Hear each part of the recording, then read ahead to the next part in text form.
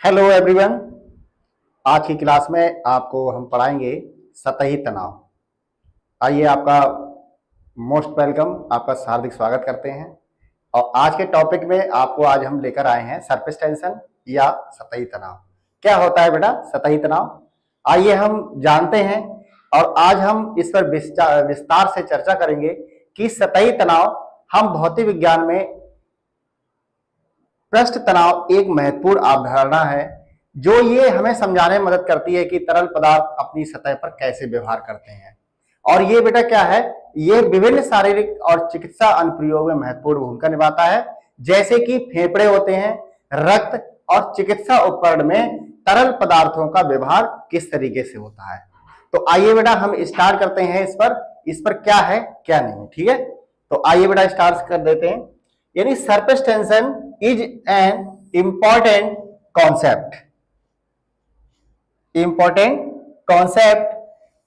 Surface tension is an important concept in physics that helps explain how liquids behave at their surface. It plays a significant role in various physiological and medical applications such as the behavior of fluids in the lungs यानी कि फेफड़े, blood यानी कि रक्त and medical devices. ठीक है बेटा, तो इसमें क्या होता है कि जो पृष्ठ तनाव की जो परिभाषा हमारी निकल के आती है वो क्या है। अब आइए आप देखते हैं। यानी कि थोड़ा आप समझेंगे कि भौतिक विज्ञान में पृष्ठ तनाव एक महत्वपूर्ण अवधारणा होती है जो मैंने अभी आपको बताया था, जो ये समझाने में मदद करता है कि तरल पदार्थ अपनी सतह पर कैसे व्यवहार करते हैं। ठीक है बेटे, ये विभिन्न शारीरिक और चिकित्सा अनुप्रयोगों में महत्वपूर्ण भूमिका निभाता है, जैसे कि फेफड़े होते हैं और हमारा क्या होता है रक्त होता है, और चिकित्सा उपकरणों में तरल पदार्थों का कैसे व्यवहार होता है। इसके बारे में आज हम विस्तार से चर्चा करेंगे। तो सबसे पहले हम बात करते हैं पृष्ठ तनाव की परिभाषा यानी डेफिनेशन ऑफ सरफेस टेंशन। ठीक है, डेफिनेशन ऑफ सरफेस टेंशन क्या है ये देखिए। परिभाषा के बारे में आइए अध्ययन करते हैं। क्या है? Surface tension is the force that acts at the surface of a liquid यानी कि द्रव, causing it to behave like a stressed elastic membrane. This force is responsible for the tendency of the liquid's surface to minimize its area. Okay, in simpler terms, it is the cohesive force between the molecules at the surface of a liquid that results in the surface. ठीक है बेटा, आइए आगे देखते हैं। Resisting external forces यानी जो बाह्य बल होता है वो किस प्रकार से ये कार्य करता है। तो इसमें थोड़ा सा आप देखेंगे कि ये किस तरीके से, आइए देखें। पृष्ठ तनाव वह बल होता है, क्या होता है? वह बल होता है जो किसी तरल पदार्थ की सतह पर कार्य करता है। यानी कोई भी तरल पदार्थ है तो उसकी सतह पर क्या करेगा, वो कार्य करेगा, जिससे वह एक फैली हुई लोचदार झिल्ली की तरह व्यवहार करता है। यह बल तरल पदार्थ की सतह पर अपने क्षेत्र को कम करने की प्रवृत्ति के लिए जिम्मेदार होता है। और इसे अगर हम अपनी भाषा में समझें, जैसे कि आपने देखा होगा कि जो पानी की सतह होती है उस पर क्या होते हैं, कीड़े तैरते रहते हैं, क्योंकि वो क्या है, वो एक लोचदार झिल्ली की तरह कार्य करता है, जो कि सरफेस टेंशन है उस कीड़े को ऊपर की तरफ बनाए रखता है। और उसमें क्या होता है, वो क्षेत्र को कम करने की प्रवृत्ति रखता है। जैसे कि हम एक सरल शब्दों में अगर हमसे समझें कि यह तरल पदार्थ की सतह पर अणुओं के बीच एक ससंजक बल है, जिसके परिणाम स्वरूप सतह बाहरी बलों का प्रतिरोध करती है।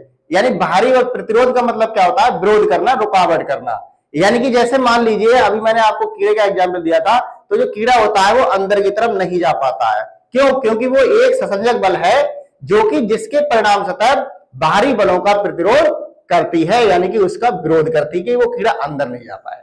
तो इसके अगर हम फार्मूले की बात करें, फार्मूला यानी कि सूत्र अगर हम निकल के आएगा तो हम देखेंगे T बराबर होता है F/L। T बराबर क्या होता है बेटा? T बराबर होता है F/L। ये हमारा सरफेस टेंशन का फार्मूला होता है, फार्मूला ऑफ सरफेस टेंशन। ठीक है बेटे। आइए अब यहां पर देखते हैं कि जो हमारा सरफेस टेंशन है इसका जो फार्मूला हमने निकाला है कि T बराबर F बटे L, तो इसमें ये होता क्या क्या है देखिए। जैसे T is the surface tension, जो हमारा T है उसे हम किससे प्रदर्शित करते हैं, T को प्रदर्शित करते हैं सरफेस टेंशन, यानी जो T हमारा यहां पर होता है वो सरफेस टेंशन होता है जिसे हम पृष्ठ तनाव कहते हैं। ठीक है बेटे, आगे देखिए F is the force acting on the liquid surface, यानी जो F हमारा होता है वो द्रव सतह पर कार्य करने वाला एक बल होता है बेटा। क्या होता है, द्रव सतह पर कार्य करने वाला बल होता है। ठीक, आगे बढ़ते हैं। L क्या होता है, L is the length along with the force is applied, यानी कि L हमारा होता है वह लंबाई है जिस पर बल लगाया जाता है, यानी कि इस पर क्या लगेगा, बल लगाया जाएगा। क्या लगाया जाएगा बेटा, बल लगाया जाएगा। ठीक है बेटे, आइए आगे देखते हैं। यूनिट्स ऑफ सरफेस टेंशन, यानी पृष्ठ तनाव की इकाइयां क्या होती हैं, इस पर भी आप बारी बारी से चर्चा कर लेते हैं कि जो पृष्ठ तनाव की जो क्या कहते हैं कि इकाइयां हैं, यानी कि क्या है, इसका एसआई यूनिट क्या होता है, इसके बारे में भी हम जानेंगे और इस पर विस्तार से देखेंगे कि इसमें है क्या। इसका फार्मूला तो हमने अभी पढ़ लिया, लेकिन इसकी इकाइयां भी तो बेटा जरूरी है, तो उसके बारे में थोड़ा देखिए क्या है। आइए देखते हैं।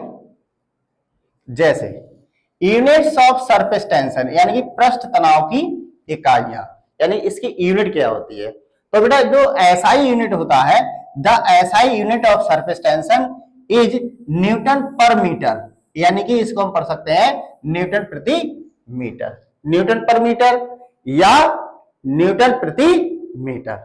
ठीक है बेटे, अब पृष्ठ तनाव की एसआई इकाई जो आपने अभी पढ़ी थी वो क्या थी, एसआई, यानी कि जो इकाई होती है वो न्यूटन प्रति मीटर या न्यूटन मीटर होता है बेटा। ठीक है, अगर हम थोड़ा और देखें तो it can also be expressed in dyne per centimeter, यानी कहने का मतलब क्या है, अगर इसका जो हम फार्मूला अगर देखेंगे, इसमें एक सीजीएस पद्धति होती है, सीजीएस इकाई होती है, तो उसमें क्या होता है कि जो सेंटीमीटर है, यानी डाइन पर सेंटीमीटर या डाइन प्रति सेंटीमीटर, ये क्या होता है, सीजीएस यूनिट होती है जो हम इसको प्रदर्शित करते हैं। ठीक है, यानी कहने का मतलब क्या है, जो अगर सरफेस टेंशन की अगर एसआई पद्धति आएगी तो अभी हम लोगों ने पढ़ा था न्यूटन प्रति मीटर हो जाएगा।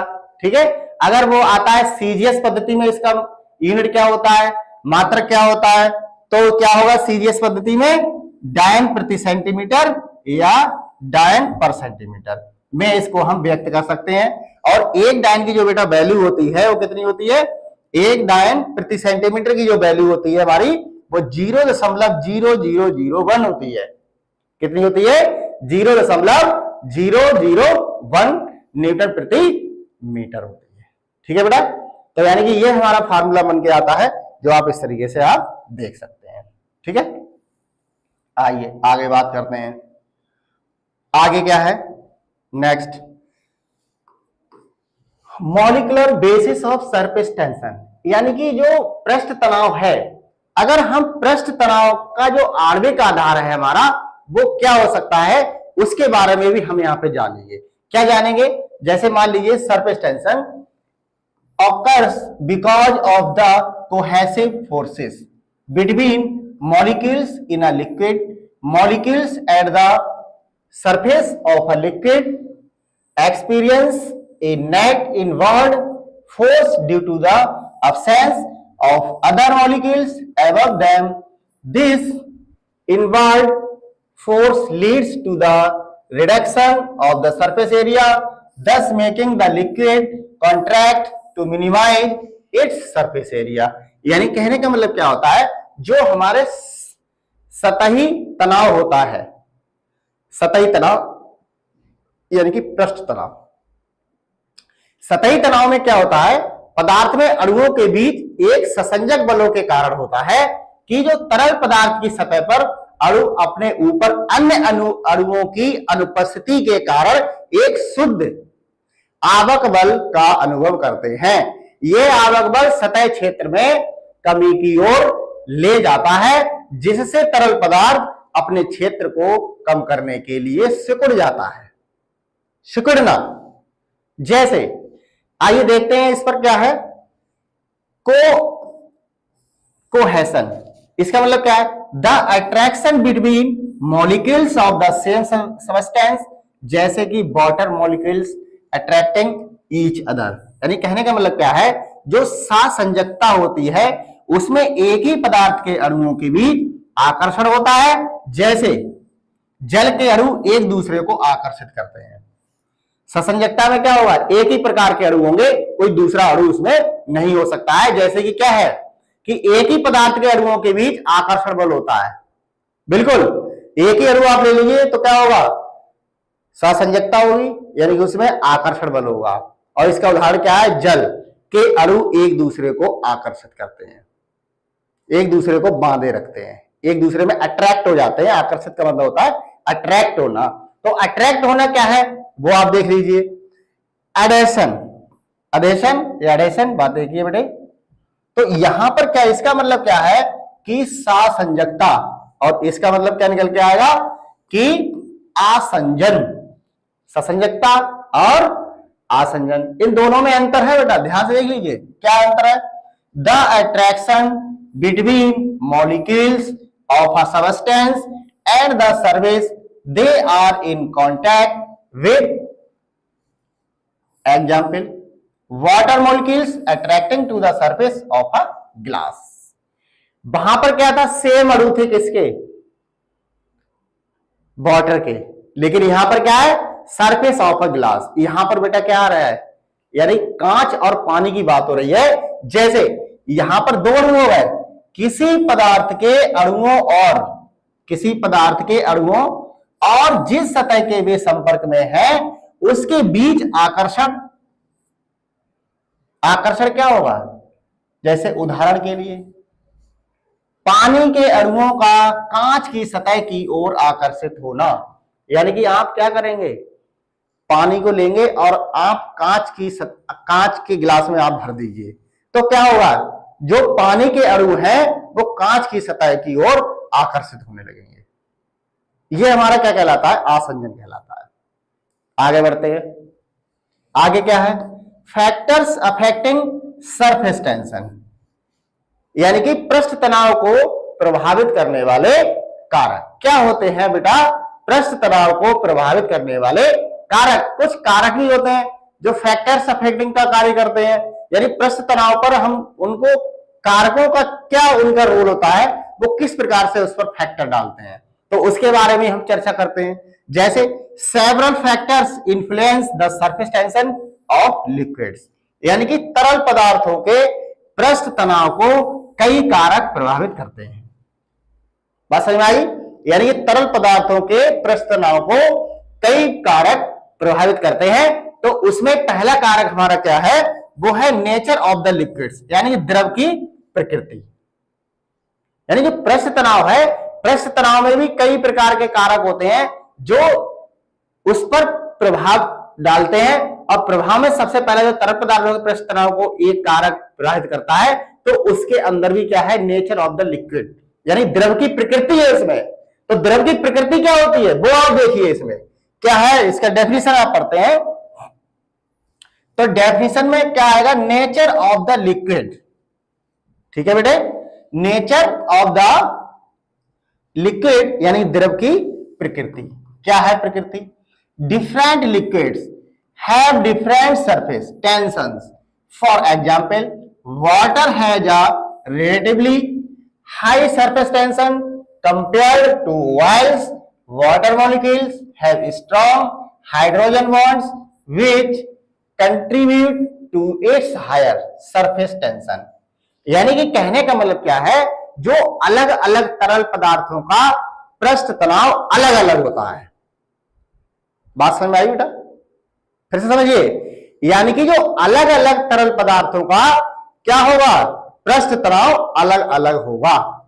अगर तरल पदार्थ अलग अलग है तो उनका पृष्ठ तनाव भी बेटा अलग अलग होगा। ये फैक्टर होता है। जैसे उदाहरण के लिए तेल की तुलना में पानी का पृष्ठ तनाव अपेक्षाकृत अधिक होता है। किसका? तेल की तुलना में पानी का पृष्ठ तनाव अपेक्षाकृत अधिक होगा। तो कम कौन हुआ? तेल। अधिक कौन हुआ? पानी का पृष्ठ तनाव अपेक्षाकृत अलग होता है, यानी कि अधिक होता है बेटा। ठीक है, फिर समझ लीजिए, तेल की तुलना में पानी का पृष्ठ तनाव अपेक्षाकृत अधिक होता है। क्या होता है बेटा? अधिक होता है। ठीक है, पानी के अणुओं में मजबूत हाइड्रोजन बॉन्ड होते हैं जो इसके उच्च पृष्ठ तनाव में योगदान करते हैं। यानी कि अगर हम बात करते हैं पानी के अणु की, तो पानी के अणु का पानी का जो फार्मूला होता है, अगर हम अणुसूत्र की बात करें, पानी का फार्मूला आपने पढ़ा होगा H2O होता है बेटा। इसमें क्या होता है? 2 हाइड्रोजन होते हैं, यानी कि, और 1 ऑक्सीजन होता है, यानी हाइड्रोजन और ऑक्सीजन H2+O। इस तरीके से आप इसको कर सकते हैं, H2+O। ये आप इसको तोड़ दीजिए, तो हाइड्रोजन के यहां पर कितने अणु हैं? 2 हैं, और H2O यानी कि ऑक्सीजन हमारा 1 है। तो यानी मजबूत बॉन्ड किसका होगा? हाइड्रोजन का होगा, क्योंकि इसमें 2 है बेटा। ठीक है, इसमें क्या हो गए? 2 हो गए। ठीक, आइए बात करते हैं आगे, नेक्स्ट। ठीक है बेटा, अब नेक्स्ट आते हैं टेम्परेचर की, यानी कि जो पृष्ठ तनाव पर जो प्रभाव डालेगा वो टेम्परेचर भी डालेगा, तापमान भी डालेगा। वो किस प्रकार से डालेगा उसके बारे में भी अध्ययन करते हैं। ए टेम्परेचर, यानी as temperature increase the kinetic energy of the molecules increases, weakening in the cohesive forces between them, and hence surface tension decreases with increasing temperature. यानी कि कहने का मतलब क्या है कि जैसे जैसे तापमान बढ़ता है अणुओं की गतिज ऊर्जा बढ़ती है। बिल्कुल बात सही है, जैसे जैसे तापमान बढ़ेगा अणुओं की गतिज ऊर्जा बढ़ने लगेगी, जिससे उनके बीच ससंजक बल कमजोर, फिर सुन लीजिए, क्या होता है? कमजोर हो जाता है बेटा। क्या हो जाता है? कमजोर हो जाता है। क्या हो जाता है? कमजोर हो गया। किसके कारण? ससंजक बल कमजोर हो गया, और इसलिए तापमान बढ़ने के साथ सतही तनाव कम हो जाता है। मेरे प्यारे बच्चों, क्या कम हो जाता है? सतही तनाव कम हो जाता है। ठीक है, अब इसमें बात करते हैं 3rd नंबर पर जो हमारा है इंप्योरिटीज, यानी कि सरफेक्टेंट्स। क्या है? अशुद्धियां या सरफेक्टेंट। क्या होते हैं ये? अशुद्धियां भी होती हैं कुछ, अशुद्धियों के कारण भी मामला कुछ गड़बड़ हो सकता है बेटा। क्या हो सकता है? देख लीजिए, इंप्योरिटीज क्या है? अशुद्धियां। अशुद्धि के बारे में चर्चा करते हैं। द प्रेजेंस ऑफ इंप्योरिटीज और सरफेक्टेंट्स सच एज डिटर्जेंट, हाँ बिल्कुल, on the surface of the liquid can lower the surface tension. Surfactant reduce the cohesive force between molecules by spreading over the surface and interrupting their interaction। यानी कि कहने का मतलब क्या है? तरल की सतह पर अशुद्धियां जैसे डिटर्जेंट की उपस्थिति सतह तनाव को कम कर सकती है, और सरफेक्टेंट सतह पर फैलकर और उनकी परस्पर क्रिया की, यानी कि उनकी परस्पर क्रिया को बाधित करके अणुओं के बीच ससंजक बल को कम करते हैं। कौन? डिटर्जेंट में अशुद्धियां होती हैं। ठीक है, तो वो क्या करेगा? यानी सरफेक्टेंट सतह पर फैलकर और उनकी परस्पर क्रिया को बाधित करके अणुओं के बीच ससंजक बल को कम करता है बेटा। ये अशुद्धियों की बात होती है। आइए नेक्स्ट देखते हैं। नेक्स्ट क्या है? 4th नंबर क्या कहता है? इफेक्ट्स ऑफ सरफेस टेंशन, पृष्ठ तनाव के प्रभाव। अभी आपने कारक पढ़े थे, फैक्टर्स अफेक्टिंग। अब हम पढ़ रहे हैं इफेक्ट्स ऑफ सरफेस टेंशन, यानी पृष्ठ तनाव के प्रभाव। क्या प्रभाव हो सकते हैं वो आप देख लीजिए। सबसे पहला हमारा फॉर्मेशन ऑफ ड्रॉपलेट्स। बूंदों का निर्माण, बहुत बढ़िया है, इंपॉर्टेंट भी है। यानी बूंदों का निर्माण कैसे होता है वो आप देखिए। Surface tension causes liquid droplets to form a spherical shape. This minimizes the surface area as a sphere has the smallest surface area for a given volume. यानी कि कहने का मतलब क्या है, जो सतही तनाव के कारण तरल की बूंदें गोलाकार आकार बनाती हैं, यह सतही क्षेत्र को न्यूनतम कर देता है। क्या कर देता है बेटा? यह सतही क्षेत्र को न्यूनतम कर देता है, क्योंकि किसी दिए गए आयतन के लिए गोले का सतही क्षेत्र सबसे छोटा होता है। बिल्कुल बात सही है। बूंदों का निर्माण कैसे होगा? बूंद तो बेचारी छोटी सी होती है, ज्यादा बड़ी बूंद तो होगी नहीं, तो उसमें क्या होगा, जो गोले का सतही क्षेत्र होगा वो छोटा होता है। ठीक है मेरे प्यारे बच्चों, आइए आगे देखते हैं। For instance, when water is placed on a clean surface it tends to form spherical drops because the surface tension pulls the liquid molecules together. यानी कहने का मतलब क्या है कि उदाहरण के लिए अगर हम देखें, जब पानी को किसी साफ सतह पर रखा जाता है तो वह गोलाकार बूंदों का निर्माण करता है, क्योंकि पृष्ठ तनाव तरल अणुओं को एक साथ खींचता है बेटा। वो क्या करता है? एक साथ खींचता रहता है। अगर पानी कैसा है, बिल्कुल साफ रखा जाता है, साफ पानी की बात हो रही है यहाँ पे, साफ पानी रखिए तो क्या होगा, पृष्ठ तनाव तरल अणुओं को एक साथ खींचे रखता है। ठीक है मेरे प्यारे बच्चों, आइए आगे बात करते हैं। नेक्स्ट क्या है? कैपिलरी एक्शन, कोशिका क्रिया। इसका ही मतलब देख लीजिए। कैपिलरी एक्शन यानी केशिका क्रिया। केशिका का मतलब आप जानते हैं, केस माने बाल, है ना? कुछ इस तरीके से है, देखते हैं इसका मतलब क्या है केशिका का मतलब। तो जैसे surface tension is responsible for capillary action where liquids rise और fall in a narrow tube against gravity the liquid molecules adhere to the walls of the tube adhesion while the surface tension causes the liquid to be pulled upward in the tube. यानी कहने का मतलब क्या है, सतही तनाव केशिका क्रिया के लिए जिम्मेदार होता है। यानी जो सतही तनाव क्या है, वो केशिका क्रिया के लिए जिम्मेदार होगा, जहां तरल पदार्थ गुरुत्वाकर्षण के विरुद्ध एक संकीर्ण ट्यूब में ऊपर या नीचे जाते हैं। तरल अणु ट्यूब की दीवारों से चिपके रहते हैं बेटा और आसंजन का कार्य करते हैं, जबकि सतही तनाव तरल को ट्यूब में ऊपर की ओर खींचता है। क्या करेगा? वो ऊपर की तरफ खींचेगा। फिर से देख लीजिए, यानी कि सतही तनाव केशिका क्रिया के लिए जिम्मेदार होता है, जहां तरल पदार्थ गुरुत्वाकर्षण के लिए विरुद्ध एक संकीर्ण ट्यूब में ऊपर या नीचे जाते हैं। तरल अणु ट्यूब की दीवारों से चिपके रहते हैं, जिसे आसंजन कहते हैं, क्योंकि यहां पर दो चीजें हो गई।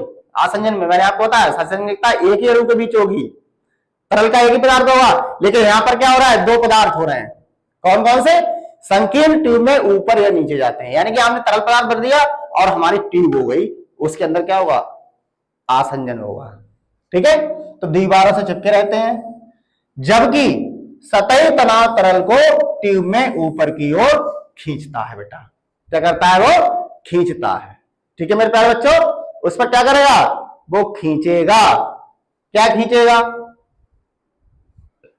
सतही तनाव तरल को ट्यूब में ऊपर की ओर खींचता है मेरे प्यारे बच्चों। ठीक है, अब हम बात करते हैं फार्मूला फॉर कैपिलरी राइज, यानी कि केशिका वृद्धि का सूत्र। केशिका वृद्धि का सूत्र हमारा क्या होता है, वो आप इसको विस्तार से चर्चा करेंगे। इस पर भी आप थोड़ा देख लीजिए क्या होता है। आइए देखते हैं। अगर हम इसके फार्मूले की बात करें तो फार्मूला हमारा निकल के आता है, फार्मूला फॉर कैपिलरी राइज यानी केशिका वृद्धि का सूत्र जो होता है वो H is equal to 2T cos theta बटे रो जी आर। यानी कहने का मतलब क्या है, जो हमारा फार्मूला इसमें होगा 2t cos थीटा बटे रो जी आर, ये होता है हमारा फार्मूला बेटा। ठीक है मेरे प्यारे बच्चों, इस तरीके से कुछ फार्मूला होता है। यहां पर ये है हमारा रो का निशान है, रो फॉर होता है डेंसिटी। इनके बारे में हम देख लेते हैं, ये क्या क्या इनके नाम संकेतक के रूप में क्या क्या दिए हुए हैं, वो इसके बारे में चर्चा करते हैं विस्तार से। आइए देखते हैं क्या क्या है ये। ठीक है,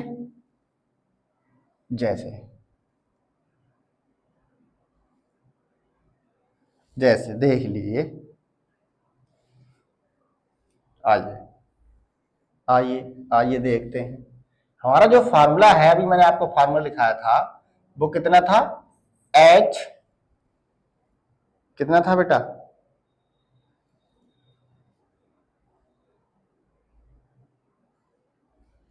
जैसे H is equal to 2t cos theta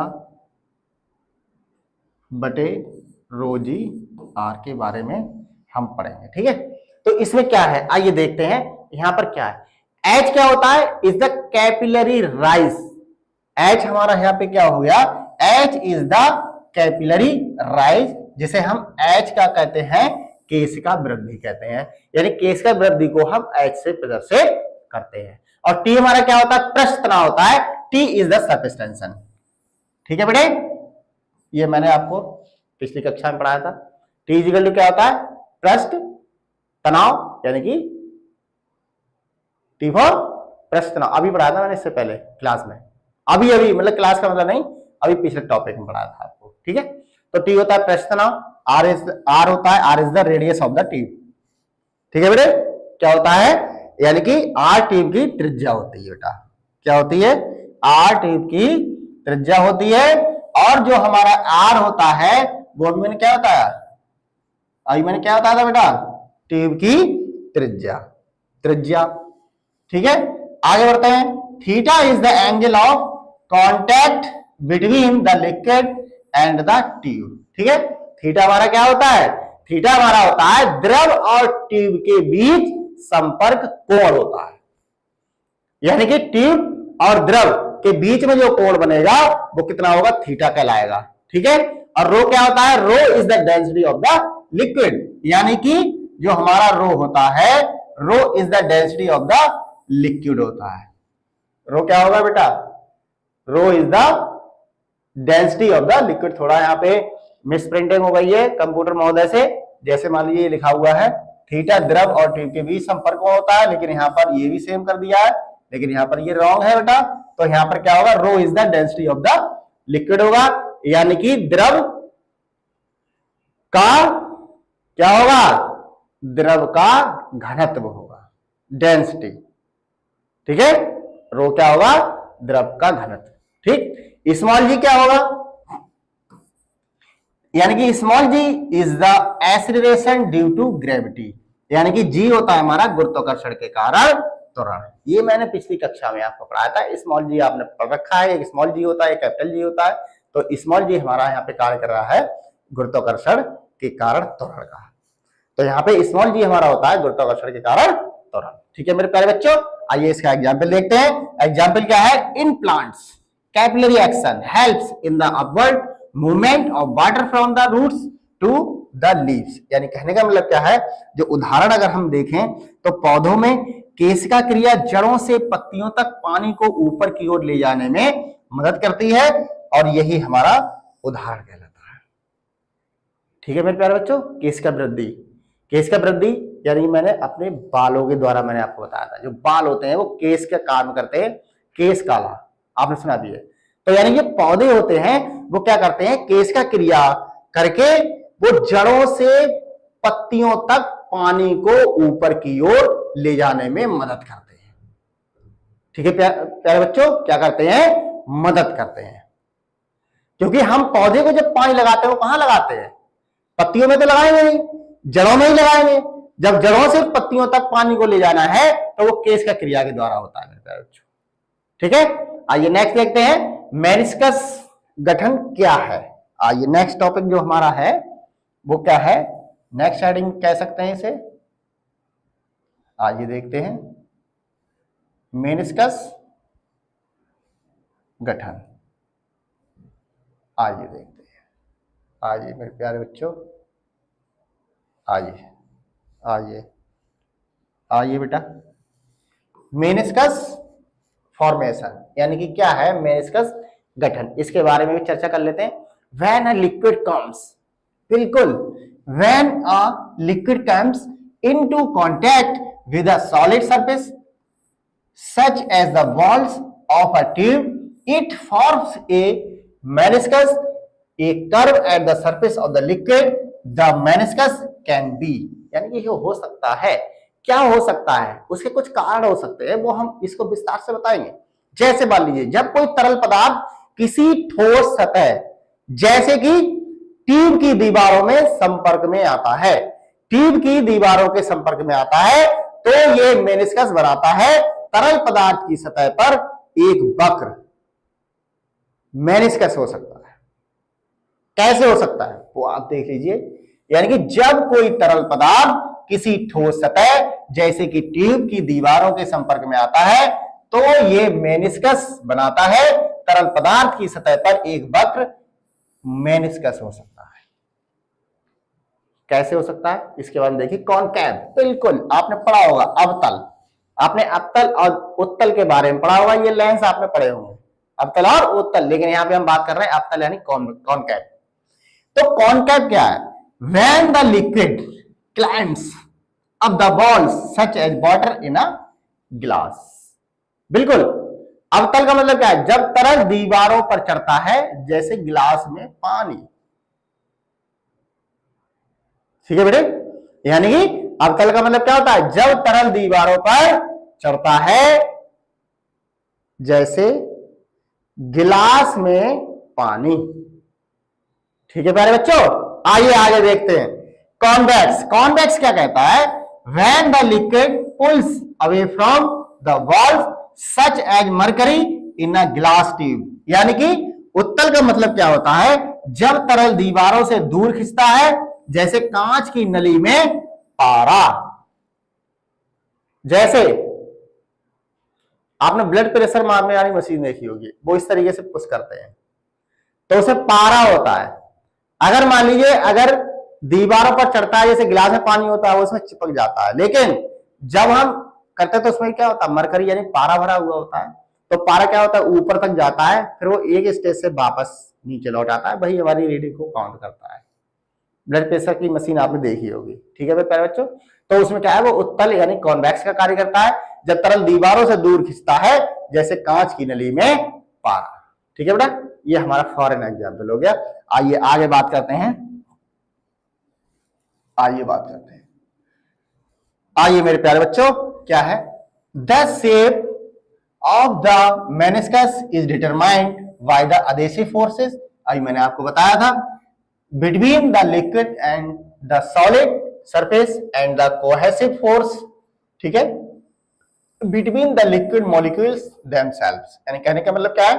meniscus का आकार तरल और ठोस सतह के बीच आसंजक बलों तथा तरल अणुओं के बीच ससंजक बलों को द्वारा निर्धारित होता है।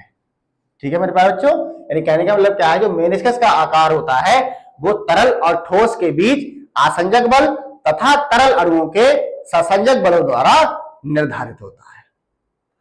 आसंजक और ससंजक मैंने अभी आपको बताए थे। ठीक है बेटा, अब आगे नेक्स्ट बात करते हैं। नंबर 4 पे क्या है? नंबर 4 पे है फ्लोटिंग ऑब्जेक्ट्स यानी तैरती हुई वस्तु। तैरती हुई वस्तु क्या है? सरफेस टेंशन में मतलब क्या होता है? यानी कि तैरती हुई वस्तु यानी जो फ्लोटिंग का कार्य कर रही है, तो उसमें क्या है वो भी देख लीजिए। आइए बात करते हैं। तैरती हुई वस्तुएं, बहुत सारी वस्तुएं होंगी जैसे फ्लोटिंग ऑब्जेक्ट्स, तैरती हुई वस्तुएं। जैसे surface tension also plays a role in the phenomenon of floating objects such as small insects.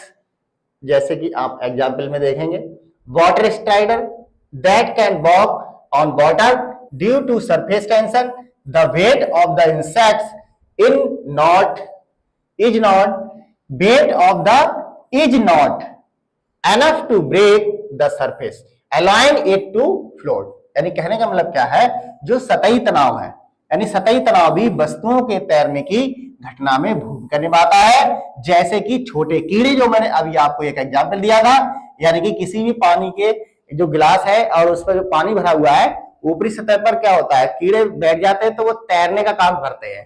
ठीक है, तो जैसे कि छोटे कीड़े, छोटे छोटे कीड़े होते हैं, जैसे पानी के स्ट्राइडर, जो सतही तनाव के कारण पानी पर चल सकते हैं। कीट का वजन सतह को तोड़ने के लिए पर्याप्त नहीं होता है, क्योंकि जो छोटे कीड़े होते हैं उनमें वजन होता है जिससे वह तैर सकते हैं, वो तैरने का कार्य करते हैं, वो आराम से तैरते रहते हैं।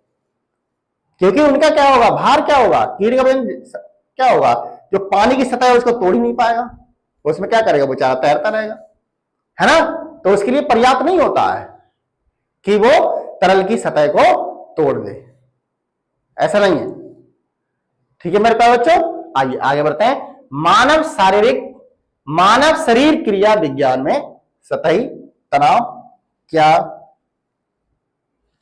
प्रभाव डालता है, इसके बारे में चर्चा करते हैं। आइए बेटा स्टार्ट करते हैं इसके बारे में। ठीक है, ठीक है मेरे प्यारे बच्चों, जैसे आइए देखते हैं क्या है ये, आइए बात करते हैं। आइए, ठीक है, यानी कि क्या है, surface tension in human physiology, यानी कि मानव शरीर क्रिया विज्ञान में सतह। मानव क्रिया विज्ञान में सतह का मतलब होता है, यानी कि हमारे शरीर में क्या क्या है, तो उनके ऊपर क्या इफेक्ट्स हो रहे हैं। तो सबसे पहले बात करते हैं इन द लंग्स, यानी कि फेफड़ों में। क्या की बात करेंगे, इन द लंग्स यानी कि फेफड़ों की बात करते हैं। फेफड़ों में ये किस तरीके से इफेक्ट्स करते हैं, वो आइए विस्तार से चर्चा करते हैं मेरे प्यारे बच्चों। क्या है, सबसे पहले फेफड़ों में, फेफड़ों में पढ़ लीजिए इन द लंग्स।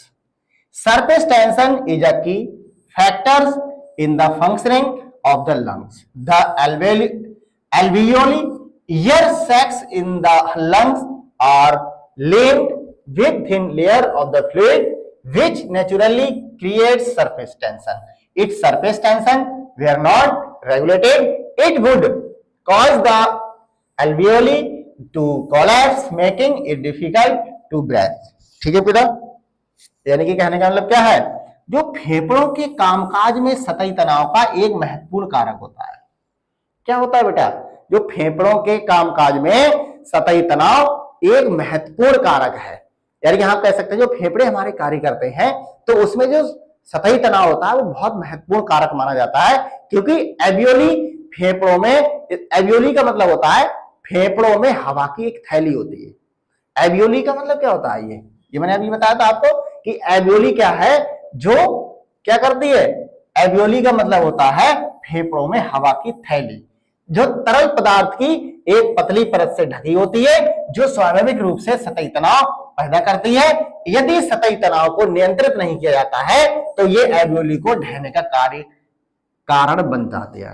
यानी कहने का मतलब, तो ये एल्वियोली को ढहने का कारण बनेगा, जिससे सांस लेना मुश्किल हो जाएगा। क्योंकि सांस लेने के लिए जो सबसे ज्यादा हमारे जो फेफड़े होते हैं वो सहायता करते हैं। आपने देखा होगा सांस का मरीज होता है, बेचारे फेफड़े कमजोर हो जाते हैं, तो वो सांस का मरीज हो गया, उसे बेचारे को बहुत दिक्कत आती है ना। सर्दियों में दिक्कत आती है, जैसे भी मौसम चेंज होता है या पहाड़ी क्षेत्र में जाते हैं या कोई ज्यादा तला भुना खा लेते हैं, तो उनकी सांस में ज्यादा दिक्कत आने लगती है। जो हमारी क्या होती है, जो फेफड़ों में हवा की थैली होती है, उस पर नुकसान होने लगता है। ठीक है मेरे प्यारे बच्चों, आइए आगे बात करते हैं। Surfactant is a substance produced by cells in the lungs that reduces surface tension. It prevents the collapse of alveoli by reducing the surface tension in the fluid lining them, making it easier for the lungs to expand and contract. इसका मतलब क्या है मेरे प्यारे बच्चों, यानी कि surfactant का मतलब होता है अशुद्धियां। फेफड़ों में कोशिकाओं द्वारा उत्पादित एक पदार्थ है जो सतह के तनाव को कम करता है। क्या करता है, सतह के तनाव को कम करता है। ये एल्वियोली के पतन के लिए यानी कि पतन को रोकता है, क्योंकि यह उन्हें अस्तर करने वाले तरल पदार्थ में सतह के तनाव को कम करने जैसे, आइए देखते हैं,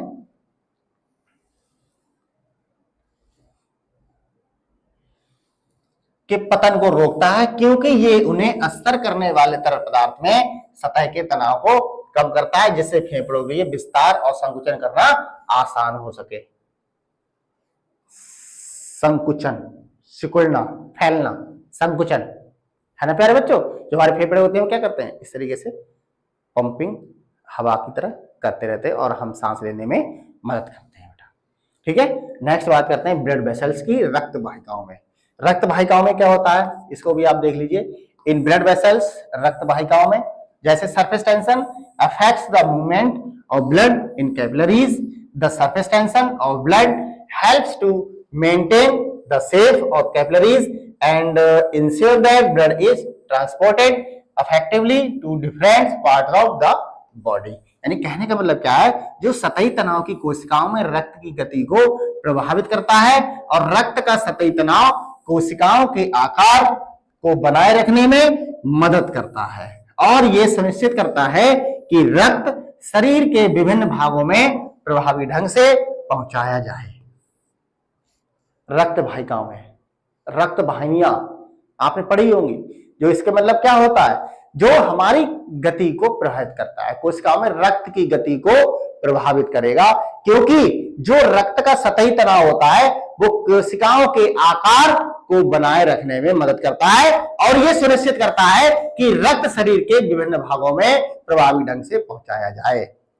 प्रभावी ढंग का मतलब होता है किस प्रकार से पहुंचाया जाए, अच्छे से अच्छे इसको पहुंचाने में मदद की जाए मेरे प्यारे बच्चों।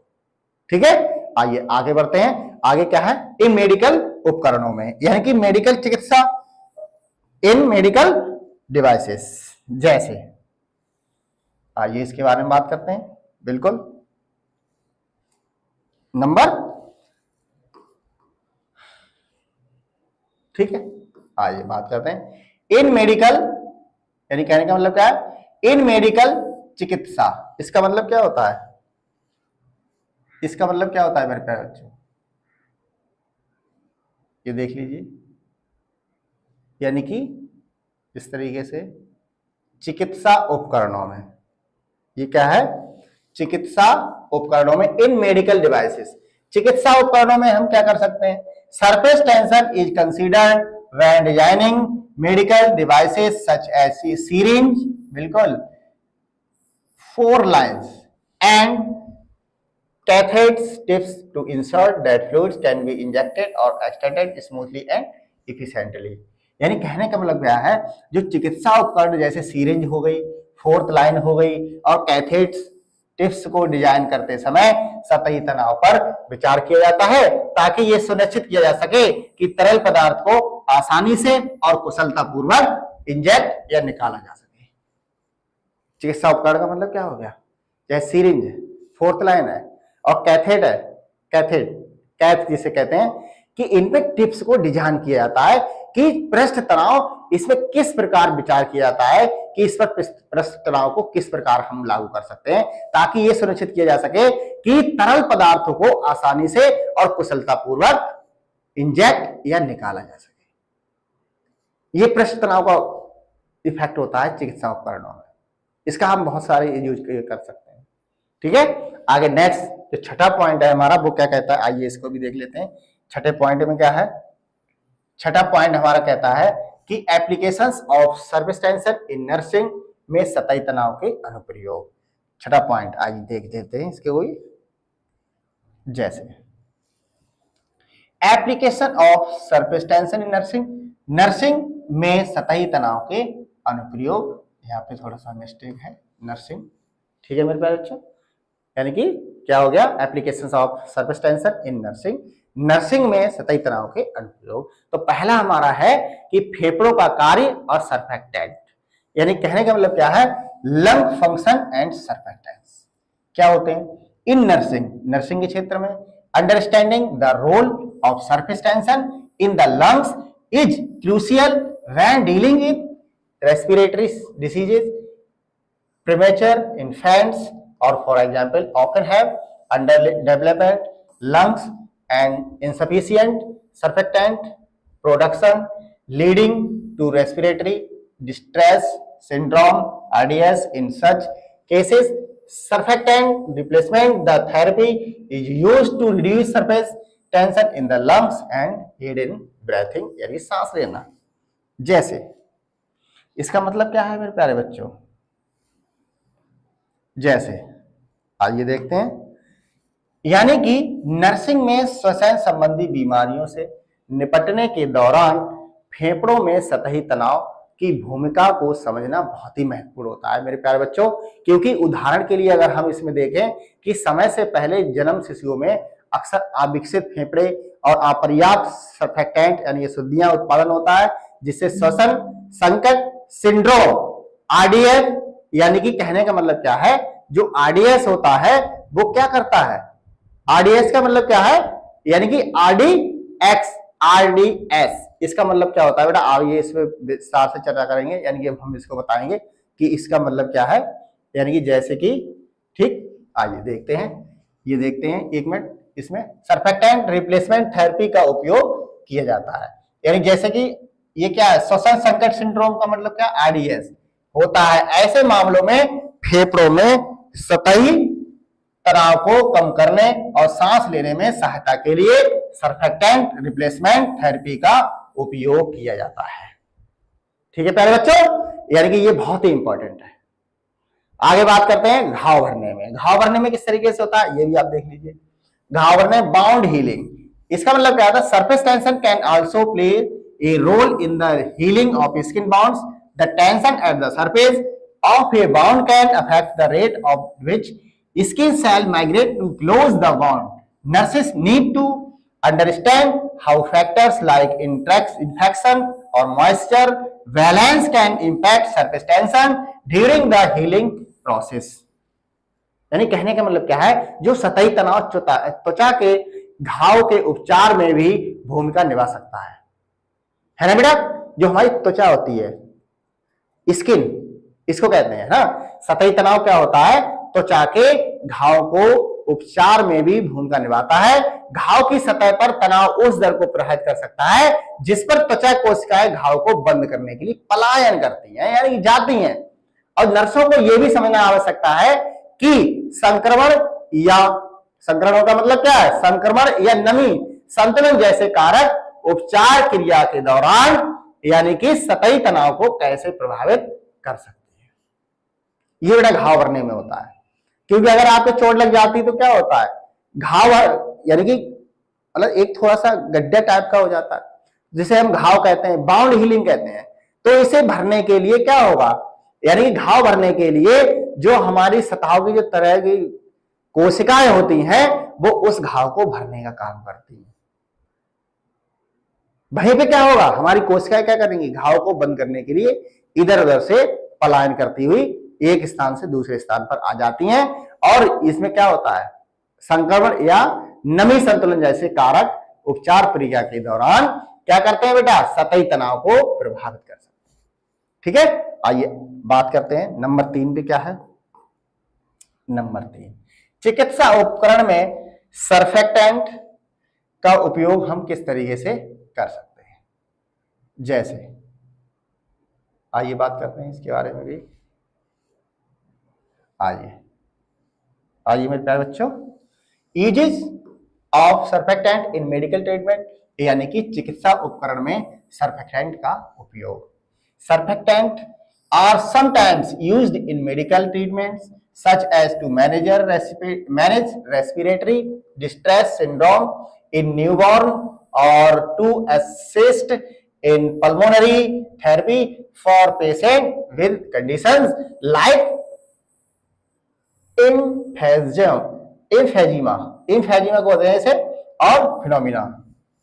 ठीक है बेटा, फियोमोनिया को कहते हैं फ्यूमोनिया होता है बेटा, क्या होता है, फ्यूमोनिया। ठीक है, जैसे फ्यूमोनिया नहीं होता है, निमोनिया होता है। अच्छा ठीक है, क्या होता है ये, निमोनिया होता है, एम्फेसीमा होता है इसे, या निमोनिया भी कहते हैं। ठीक है, जैसे सर्फेक्टेंट का उपयोग कभी कभी चिकित्सा उपचारों में किया जाता है, जैसे कि नवजात शिशुओं में श्वसन संकट सिंड्रोम का प्रबंधन करने के लिए, या वातस्फीति या निमोनिया। ये आ गया बेटा।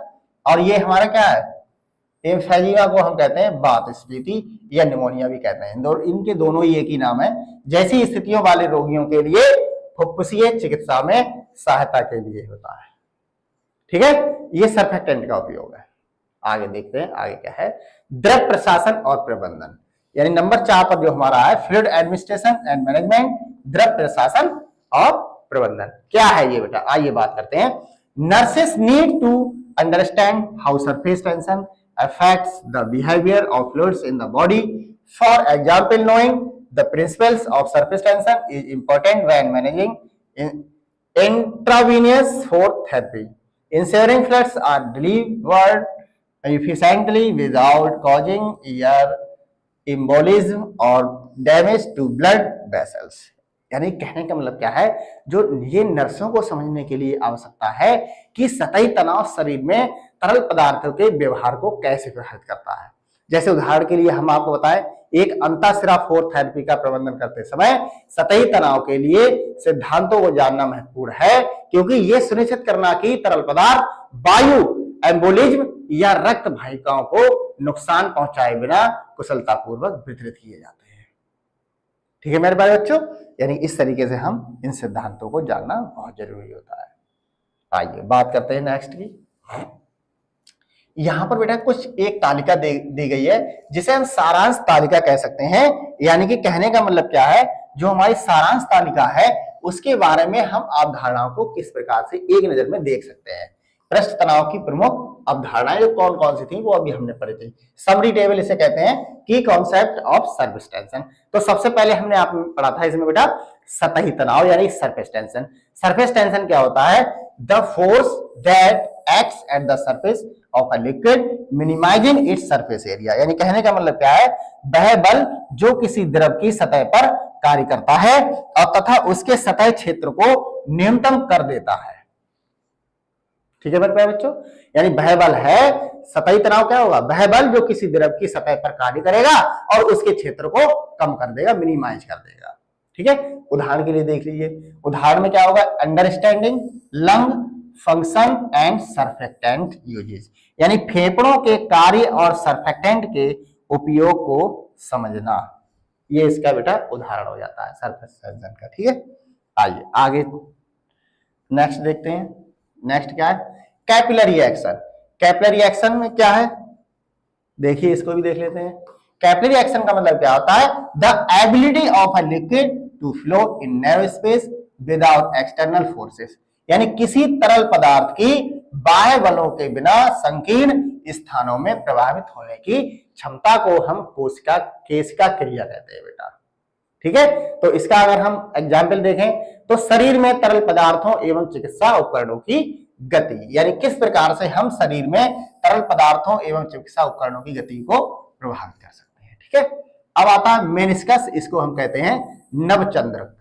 The curve formed at the surface of a liquid in contact with a solid. ठीक है बेटा, यानी कि इसका एग्जाम्पल अगर हम देखें तो understanding blood flow in capillary. यानी कहने का मतलब क्या है, अगर नवचंद्रक यानी मेनिस्कस की अगर डेफिनेशन देखेंगे तो किसी ठोस के संपर्क में आने पर द्रव की सतह पर बनने वाला एक वक्र होता है। जैसे केशिकाओं में रक्त प्रवाह को समझना। ठीक है, यानी केशिकाओं में क्या होगा, रक्त प्रवाह को समझना। यानी केशिकाओं जो हमारी कोशिकाएं होती है उसमें क्या होगा, केशिकाओं में क्या होगा कि रक्त वाहिनियां होती हैं और उसमें क्या होता है, रक्त हमारा प्रभावित होता है। ठीक है बेटा, आगे देखते हैं। कोहेशन एंड एडेशन, सशक्ति और आसंजन। इसका मतलब क्या है, force between molecules of the same substance and between different substance.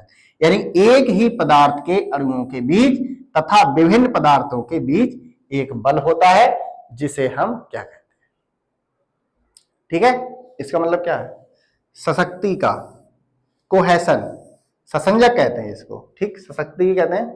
तो इसका मतलब होता है एक ही पदार्थ के अणु हो, सशक्ति या कोहेशन है ना। और जो एडेशन होगा वो क्या होगा, पदार्थों के बीच बल होगा मेरे बात बच्चों। क्या होगा, वो बल होगा पदार्थों के बीच। ठीक है, और इसका अगर हम देखें तो रक्त परिसंचरण और चिकित्सा उपकरण कार्य में मदद करते हैं। यानी कि मेन क्या होगा, रक्त परिसंचरण, इसका क्या होगा, कोहेशन, और ये चिकित्सा उपकरण का कार्य करने में मदद करता है, वो हमारा एडिशन होगा। ठीक है प्यारे बच्चों, आइए अब हम एक नजर में इसको निष्कर्ष निकालते हैं। जो हमारा निष्कर्ष था वो क्या था, आइए देख लेते हैं, निष्कर्ष की बात कर लेते हैं। निष्कर्ष का मतलब क्या है, आइए निष्कर्ष, आइए बेटा निष्कर्ष देख लेते हैं। निष्कर्ष भी निकालना बहुत जरूरी है कि अभी तक हमने इतना तो पढ़ लिया, लेकिन निष्कर्ष निकला क्या।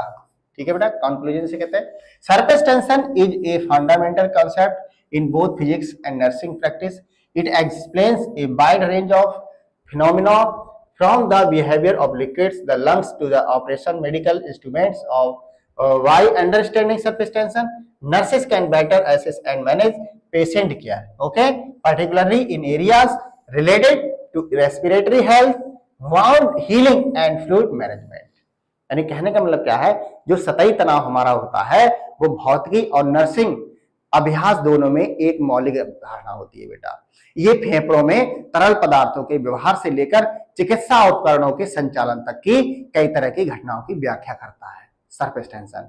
क्योंकि सतही तनाव को समझकर नर्सें जो होती हैं वो नर्सें रोगी की देखभाल का बेहतर से बेहतर मूल्यांकन और प्रबंधन कर सकती हैं, खासकर श्वसन, स्वास्थ्य, घाव भरने और द्रव प्रबंधन से संबंधित क्षेत्रों में।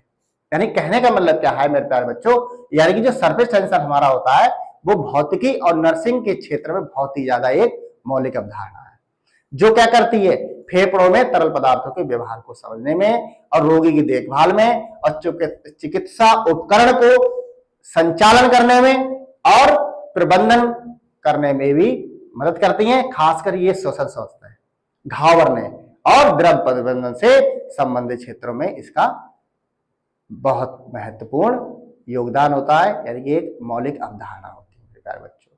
ठीक है, आइए आगे देखते हैं। आज का टॉपिक हमारा यहीं तक है मेरे प्यारे बच्चों, और आगे हम ऐसे ही आपको बारी बारी से नए नए टॉपिक का अभ्यास कराते रहेंगे। आप बिल्कुल बेझिझक होकर आप इसको पढ़ते रहिए, समझते रहिए, देखते रहिए और सुनते रहिए, क्योंकि आपका जो नर्सिंग का जो चैप्टर इस समय चल रहा है फिजिक्स में, एक से एक आपका मजेदार, बहुत ही जबरदस्त आपके लिए समझाने का प्रयास कर रहा हूं, जिससे कि आपको आने वाली परीक्षा में आप इस टॉपिक से अगर कोई भी क्वेश्चन आपको मिले तो आप 100% उसको आप लगा के आएंगे, यानी 100% आपका सही क्वेश्चन होगा। ठीक है मेरे प्यारे बच्चों, आज के टॉपिक में हम यहीं तक बात करते हैं और आगे के नेक्स्ट टॉपिक में आपसे एक नेक्स्ट टॉपिक के साथ फिर उपस्थित होंगे, और तब तक आगे से आने वाले टॉपिक में हम आपको विस्तार से पढ़ाएंगे। और आज के टॉपिक में यहीं तक, और आगे जो भी आपका एक टॉपिक आएगा हम आपको जबरदस्त तरीके से पढ़ाने का प्रयास करेंगे।